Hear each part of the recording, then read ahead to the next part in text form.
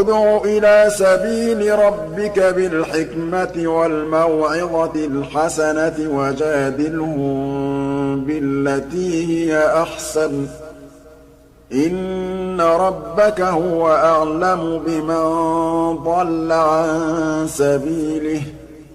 This brings us to our next question. What was the religious situation in Arabia before the revelation of the Quran? The period in the Arabian history which preceded the rebirth and revival of Islam is known as the times of ignorance, or al-Jahiliyyah. Judging by the beliefs and the practices of the pagan Arabs at that time, it appears that it was a most appropriate name. The Arabs were the devotees of a variety of religions which can be classified into a few different categories. The first category were the idol worshippers or polytheists, where most of the Arabs of that time were idol worshippers. They worshipped numerous idols, and each tribe had its own idol or idols and fetishes. They had turned the vicinity of the Kaaba in Mecca, which had been built by the Prophet Ibrahim and his son Ismail, and was dedicated by them to the service of Allah alone. They turned that into a heathen pantheon, housing over 360 idols of wood and stone. The second group that were present during that time were the atheists. This group was composed of the materialists and believed that the world was eternal. Another group were the Zindiq. The Zindiq were influenced by the Persian doctrine of dualism in nature. They believed that there were two gods representing the twin forces of good and evil, or light and darkness, and both were locked up in an unending struggle for supremacy. There were also the Sabi'in, or the Sabines. They worshipped the stars. The Jews were also present. When the Romans destroyed Jerusalem in the year 70 Common Era and drove the Jews out of Palestine and Syria, many of them found new homes in Hijaz in Arabia. Their strong centers were the towns of Medina or Yathrib, Khaybar, and Fadak. There were also Christians present in the Arabian Peninsula at that time as well. The Romans had converted the North Arabian tribe of Ghassan to Christianity. Some clans of Ghassan had migrated to and had settled in Hijaz, and in the south there were many Christians in Yemen, where the creed was originally brought by the Ethiopian invaders, and their strong center was the town of Najran.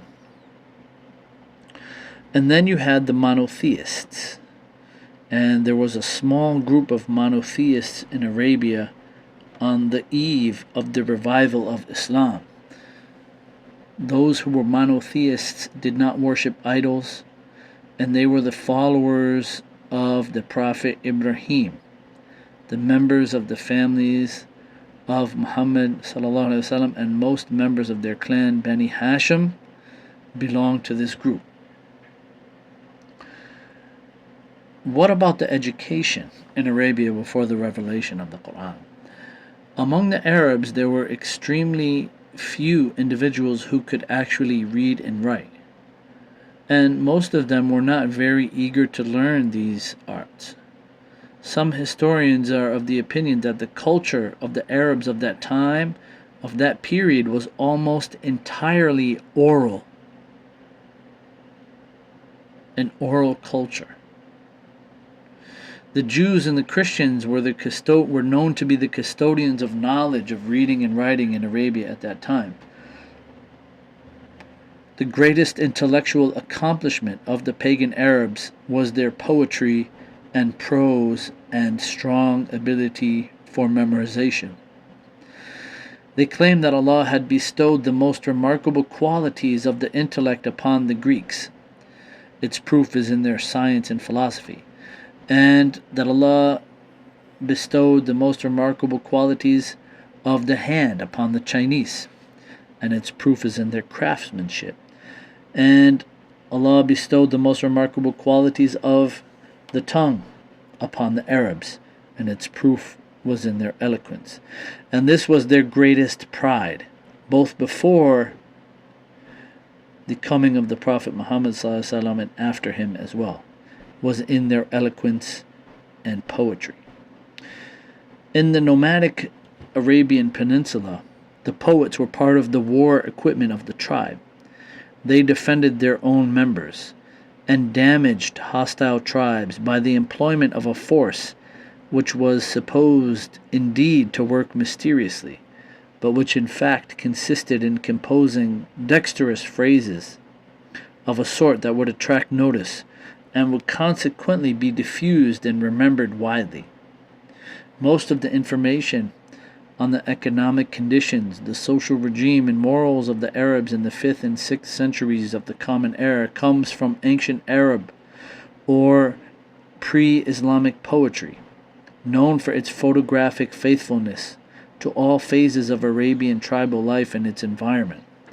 Specialists, therefore, accept this poetry as the most important and authoritative source for describing the Arab people and their customs in that period.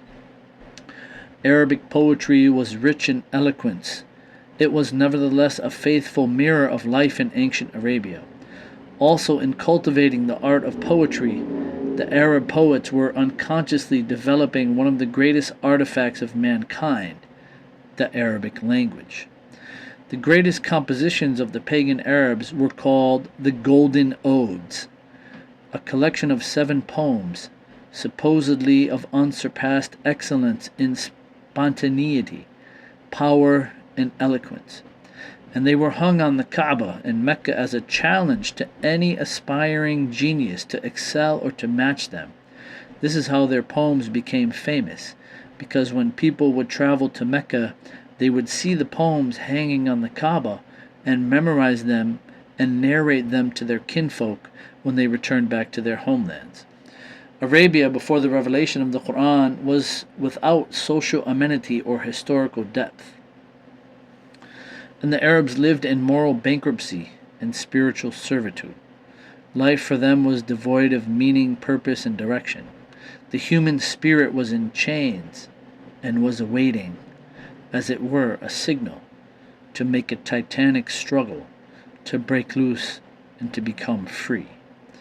The impetus for change was ignited in the year 610 Common Era by Allah, the Lord of creation, when He chose Muhammad, the son of Abdullah, living in the city of Mecca, to receive his first part of revelation and to start his mission of prophethood and revive the teachings of Ibrahim, which were Islamic monotheism.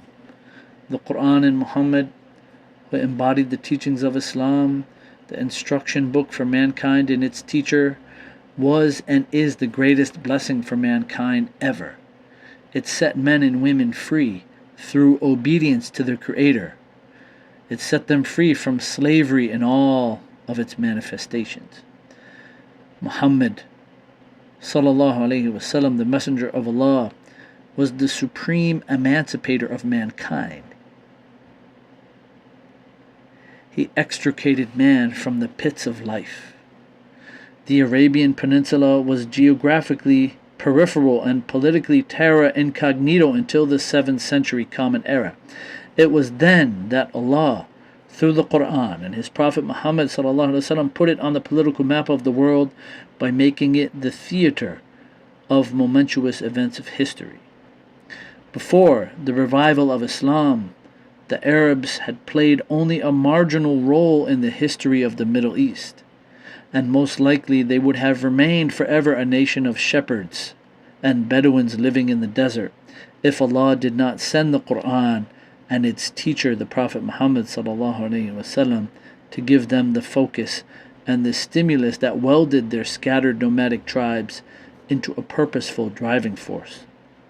Allah Azza wa Jal, Allah the Most High and Magnificent, through the Quran and its teacher, the Prophet Muhammad, molded a nation out of a rough mass without basic structure.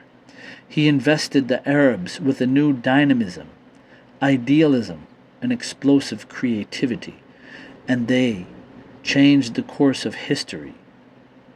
He created an entirely new mental and psychological ecology, and his work placed an emphatic period in world history.